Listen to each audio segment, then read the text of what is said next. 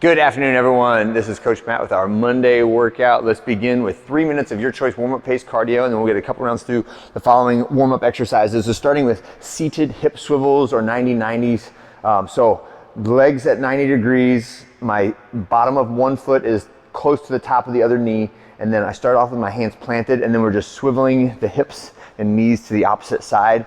And the closer your hands get to your butt, and then the more forward I hold my hands, the harder this is. And to get a really good stretch, if you want to pick up an object and hold it out in front of you, it can really like weight you down and help to add to the stretch by creating a little bit more force on that internal rotation leg, okay? Next one will be a 30-second squat stretch. And again, if you feel like using a weight on this, you can. If you want to just sit at the bottom like this is a really balanced way to do it. Like I can feel my ankle stretch and I can feel my hips stretching, and it's a really good deep squat stretch. Whenever we stretch, I want to make sure I'm getting further down in the stretch than I'm going to do when I actually do the weight lift or the movement, okay? Next one is some pogo hops. So pogo hops, I want you to think about only moving your ankles and your feet. Don't let your knees bend at all, right? Keep those quads tight, keep those hamstrings and glutes tight. We're bouncing just from the motion of the feet for 10 reps. And then slow it down a little bit with a toe touch to overhead reach. And this one, really try to let your back move. Right? So we're practicing intentional movement of the neck, the upper back, the middle back, the lower back, trying really hard to control each of the different vertebrae and how they move relative to one another, right? When we finish that, we're gonna do a back squat warm-up set, and this is our main strength movement for today. So bar in the rack, duck underneath, place it on top of my traps, one big step back, and then we're doing our sets of squats. We're in kind of the middle to lower range of weight and intensity, right? So these are sets of 2. We're early in the 18-week cycle, so the reps are still, we're not quite yet going down to heavy singles, but we're in that range, so 95% should be pretty tough for a set of 2. And don't forget to reset your percentages based on your new max if you maxed out on this last testing week that we did a few weeks ago. Superset only for the first 3, and it's going to be a power stance, Pallof press. Right, so the Pallof press is an anti-rotation core exercise that you should feel down in your lower abdominals, right? So I'm gonna have this band, it's in the palm of one hand, and then I interlace my opposite hand through it so I have a really secure grip on the band, and I'm kind of behind where it's mounted at the rig.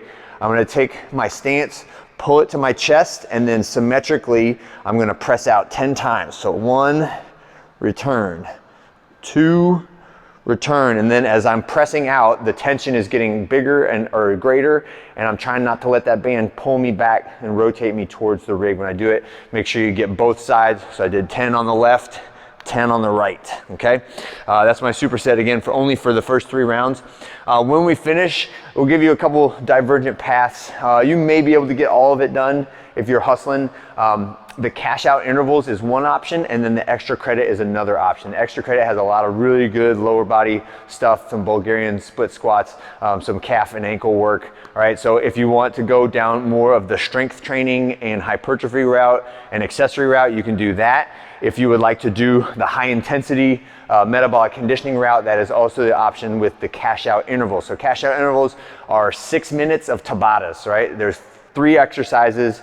Each exercise you're going to do steady for 2 minutes. So that means one interval takes 30 seconds. It's 20 seconds of work where you're getting as many reps as you can, and then 10 seconds of rest. Right? And 10 seconds of rest is really just like a slap in the face. It's like, why even rest? But that's the Tabata interval, right? It's to give you something to key off of so I can try to get a certain number of reps in that 20 seconds and then try to repeat that a total of 4 times per exercise before we switch to the next exercise, right? So the first exercise is box jumps, right? So these are not crazy high box jumps for height or for power. This is for conditioning. So I'm trying to get as many reps in 20 seconds as I can. So this is a 16. The prescribed height for the guys is 20. And for the ladies is 16, right? So it's up, back down, quick, up, back down, quick, up, back down, quick, all right? So 20 seconds of that, 10 seconds of rest, and then repeat, repeat, repeat.